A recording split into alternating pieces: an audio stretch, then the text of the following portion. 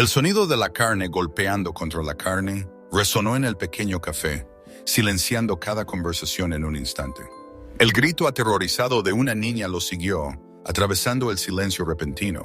Si alguna vez te has preguntado qué ocurre cuando alguien empuja a la persona equivocada demasiado lejos, quédate conmigo hasta el final de esta historia. Lo que sucedió después cambiaría la vida de todos para siempre.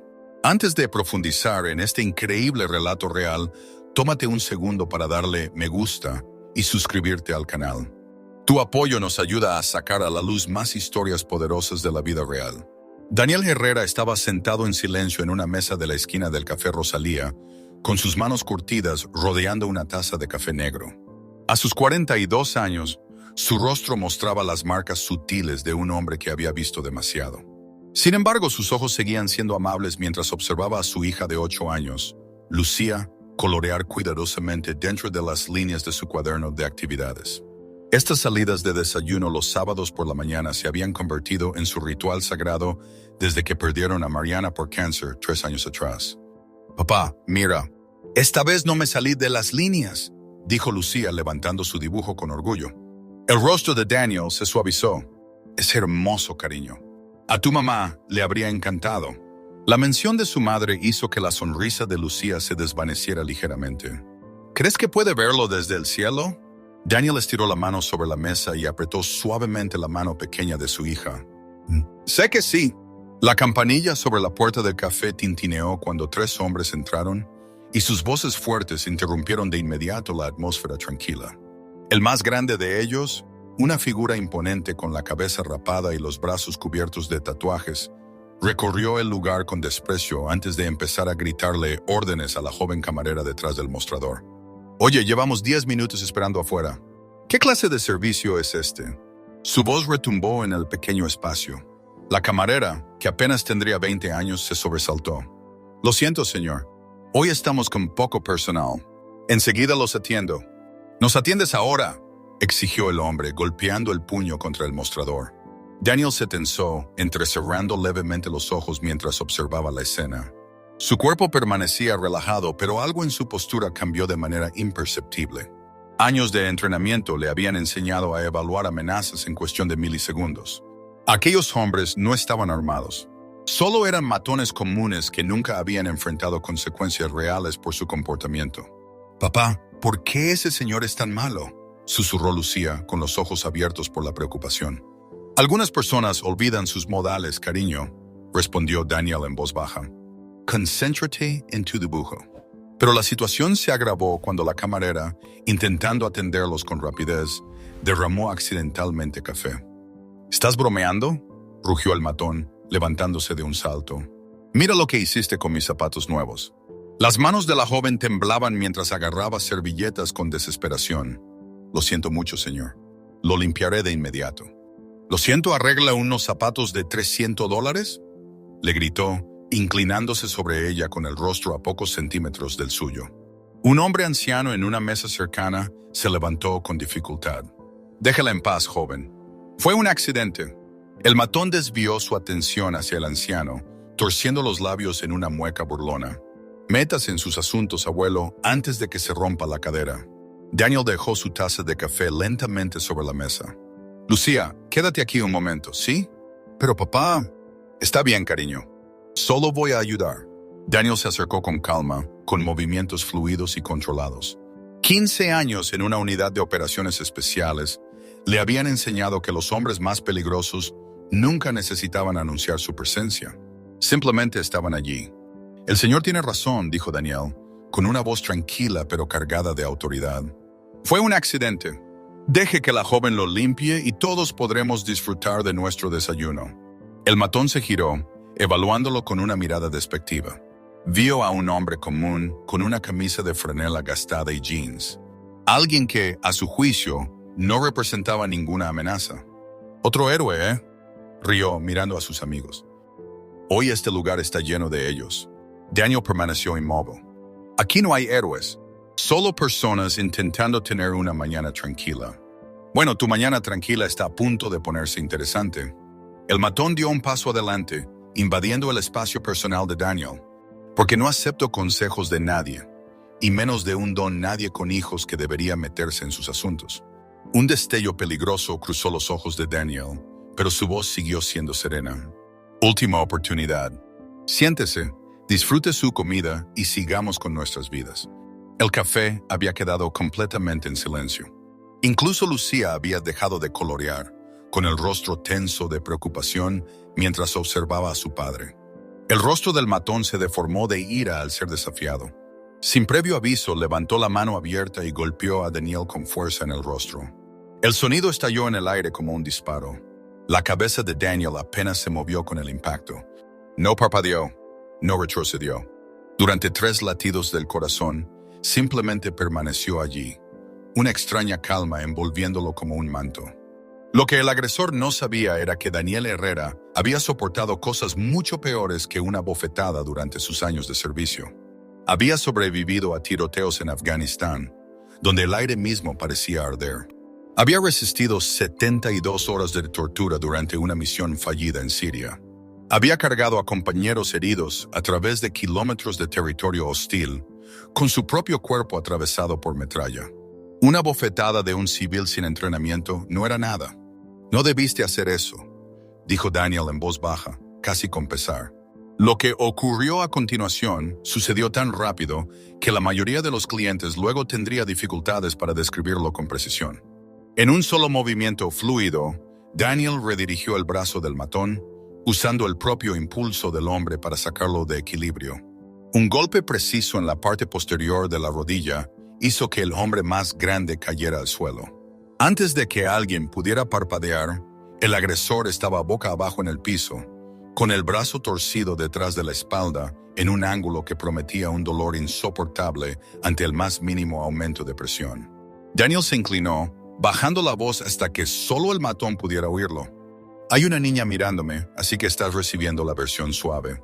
Asiente si entiendes. El hombre con la cara pegada al suelo del linóleo asintió frenéticamente. Bien. Ahora, cuando te suelte, vas a disculparte con la camarera, pagarás tu comida, dejarás una buena propina y saldrás de aquí sin decir una sola palabra más. Si decides hacer lo contrario, me veré obligado a mostrarte qué ocurre cuando provocas a alguien que ha pasado años eliminando terroristas mientras tú jugabas videojuegos en el sótano de tu madre. ¿Quedó claro? Otro asentimiento desesperado. Daniel lo soltó y dio un paso atrás. Su postura volvió a relajarse, como si nada hubiera ocurrido. El matón se puso de pie a toda prisa, el rostro rojo de humillación. Por un momento pareció que podría intentar vengarse, pero algo en la mirada firme de Daniel lo hizo reconsiderar. Yo lo siento, murmuró a la camarera, sacando la cartera con manos temblorosas.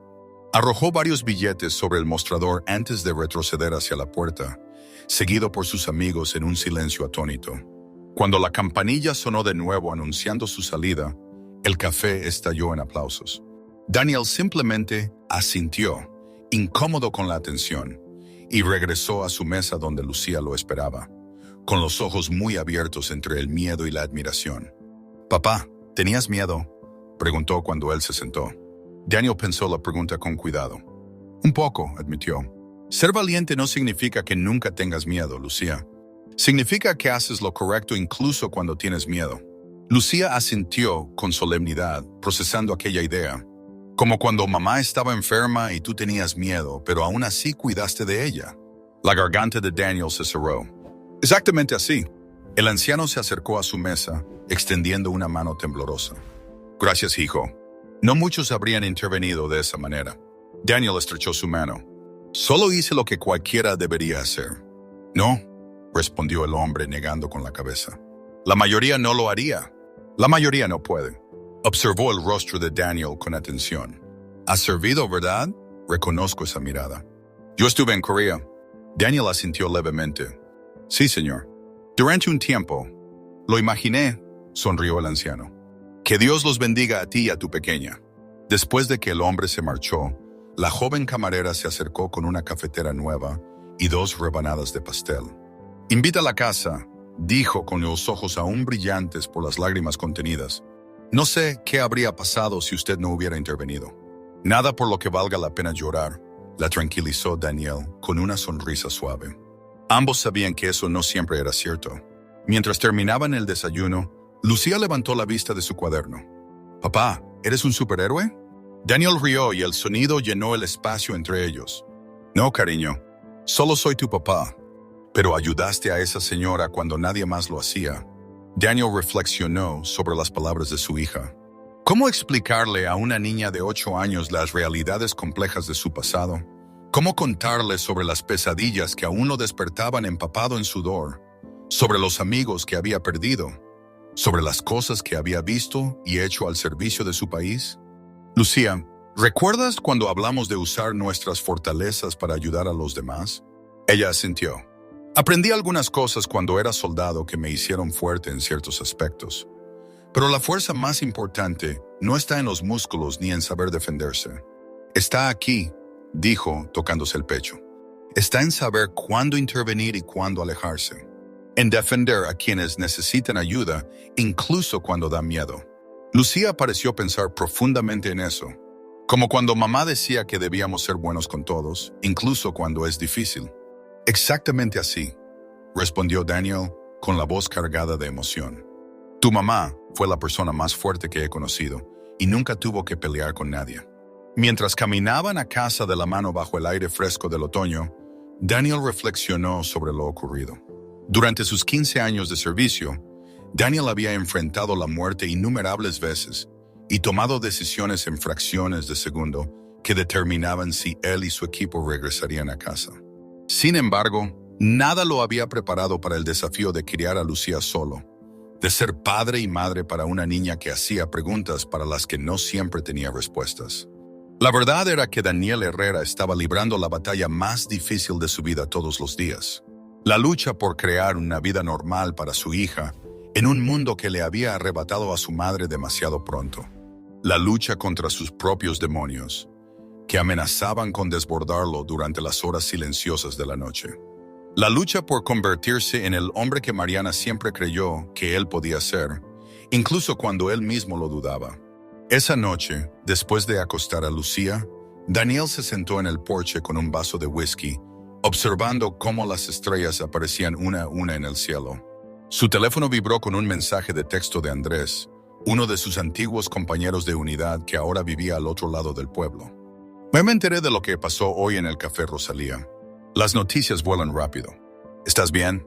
Daniel sonrió levemente. Los pueblos pequeños y sus redes de chismes a veces eran más eficientes que la inteligencia militar. Todo bien, respondió. Solo un recordatorio de que los civiles son frágiles. La respuesta llegó casi de inmediato. Extraño los viejos tiempos. Daniel se quedó mirando por la ventana, donde podía ver la luz nocturna de Lucía proyectando estrellas en el techo de su habitación. No tanto como pensé que lo haría, contestó con honestidad. A la mañana siguiente, Daniel se sorprendió al encontrar al anciano del café, esperando afuera de su modesta casa, apoyado en un bastón. Espero no estar molestando, dijo el hombre. Me llamo Roberto Morales. Pregunté por el pueblo dónde vivía el padre soltero con la niña. No fue difícil encontrarlo. Daniel lo invitó a pasar a tomar café, intrigado por la visita inesperada. Dirijo un pequeño programa en el centro comunitario, explicó Roberto mientras se sentaban en la mesa de la cocina. Enseñamos defensa personal básica a mujeres y niños. Nada sofisticado, solo lo suficiente para que se sientan más seguros y puedan escapar de una situación peligrosa. Daniel asintió, comenzando a entender hacia dónde se dirigía la conversación. La artritis ya no me permite demostrar bien las técnicas, continuó Roberto. He estado buscando a alguien que se haga cargo. Después de lo que vi ayer, bueno, lo miró con complicidad. Tienes habilidades que la mayoría de los civiles no tienen. Habilidades que podrían ayudar a mucha gente. El primer impulso de Daniel fue rechazar la oferta. Había dejado esa vida atrás cuando se retiró tras el diagnóstico de Mariana. Lo último que quería era volver a algo que le recordara su pasado. Aprecio la propuesta, Roberto, pero no estoy seguro de ser la persona indicada. Roberto asintió sin sorprenderse por la resistencia. Solo piénsalo. No estarías entrenando soldados. Son personas comunes, madres solteras, niños que sufren acoso, ancianos que tienen miedo de caminar hasta el supermercado. No necesitan un guerrero.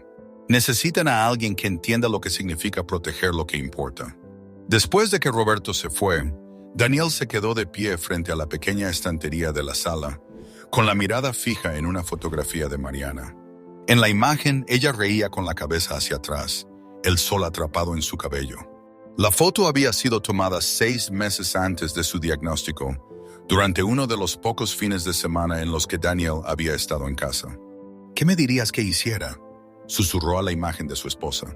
La respuesta llegó de inmediato en la voz de ella, tan clara como si estuviera a su lado. Siempre has sido un protector, Daniel. Es quien eres. No te escondas de esa parte de ti. 2 semanas después, Daniel estaba de pie en el gimnasio del centro comunitario frente a un grupo de 20 personas, cuyas edades iban desde los 12 hasta los 70 años. Lucía estaba sentada con las piernas cruzadas en un banco contra la pared, observando a su padre con orgullo. La defensa personal no se trata de ganar peleas, comenzó Daniel con una voz que llenó el espacio. Se trata de crear oportunidades para escapar del peligro. Se trata de conciencia, confianza y de reconocer tu propio valor. Mientras demostraba técnicas sencillas con la ayuda de Roberto, Daniel sintió que algo cambiaba dentro de él. Un peso que no sabía que llevaba comenzó a levantarse. Allí podía usar sus habilidades para empoderar en lugar de dañar, para construir en lugar de destruir. Después de la clase, una mujer de unos 30 años se acercó con timidez. Señor Herrera, solo quería darle las gracias. He tenido miedo de salir sola desde mi divorcio el año pasado. Mi ex hizo amenazas. Hoy fue la primera vez que sentí que quizá podría defenderme si algo pasara. Daniel asintió, comprendiendo el valor que requería compartir algo así. Eres más fuerte de lo que crees, le dijo. Y ahora estás dando pasos para reconocer esa fuerza. Eso no es poca cosa. Con el paso de los meses, las clases de Daniel crecieron. Lo que comenzó como un pequeño programa de defensa personal se expandió para incluir actividades comunitarias para veteranos que luchaban con estrés postraumático, grupos de apoyo para padres solteros y programas de mentoría para jóvenes en riesgo. Las habilidades que alguna vez habían convertido a Daniel en un soldado de élite ahora se canalizaban para sanar a su comunidad y a él mismo. El matón del café, cuyo nombre Daniel descubrió que era Víctor Salazar, apareció un día en una de las clases. Permaneció de pie con torpeza al fondo de la sala hasta que todos los demás se marcharon. «Vine a disculparme de verdad», dijo Víctor sin poder mirarlo a los ojos. Ese día estaba pasando por un mal momento. Perdí mi trabajo, mi pareja me dejó. No es una excusa. Daniel observó al hombre, viendo más allá de la fachada agresiva a alguien que estaba luchando. Disculpas aceptadas, pero no es conmigo con quien tienes que arreglar las cosas. Víctor asintió. Ya me disculpé con la camarera. También le dejé $100 de propina. Dudó un instante. Tengo problemas de ira. Desde niño. Mi padre resolvía todo a golpes y supongo que aprendí de él. Los patrones se pueden romper, dijo Daniel con sencillez, si estás dispuesto a hacer el trabajo. Para sorpresa de Daniel, Víctor se convirtió en un asistente habitual del centro comunitario. Primero acudió a sesiones de control de la ira y con el tiempo comenzó a ayudar en el programa de mentoría juvenil. Su transformación no fue rápida ni libre de tropiezos, pero fue real. Una noche, mientras Daniel y Lucía caminaban de regreso a casa desde el centro, ella le hizo una pregunta que lo detuvo en seco. «Papá, ¿todavía extrañas ser soldado?» Daniel miró a su hija, buscando una respuesta honesta que no la cargara con complejidades para las que aún era demasiado pequeña. «Extraño la hermandad», dijo finalmente. «Los hombres con los que serví se convirtieron en mi familia. Confiábamos nuestras vidas unos a otros». Lucía reflexionó un momento. «Pero ahora tienes una nueva familia, ¿verdad? Yo y todas las personas del centro». Daniel sonrió, maravillado por la sabiduría de su hija. «Tienes razón, cariño. Y mamá también sigue siendo familia, aunque esté en el cielo», añadió Lucía con la certeza que solo un niño puede tener. «Siempre», respondió Daniel, con la garganta apretada por la emoción. Mientras continuaban caminando, con la pequeña mano de Lucía entre la suya, Daniel reflexionó sobre el camino que lo había llevado hasta allí. Desde campos de batalla en países lejanos hasta un centro comunitario de un pueblo pequeño. De operador de una unidad de élite a padre soltero enseñando defensa personal. De un hombre definido por su capacidad para la violencia a uno definido por su compromiso con la sanación. El incidente en el café había sido un punto de inflexión, aunque no de la manera que la mayoría imaginaría. No se trató de que Daniel demostrara su fuerza, ni de poner a un matón en su lugar. Se trató de reconocer que su pasado no tenía por qué dictar su futuro, y que las habilidades que había adquirido en la guerra podían ser reutilizadas para la paz.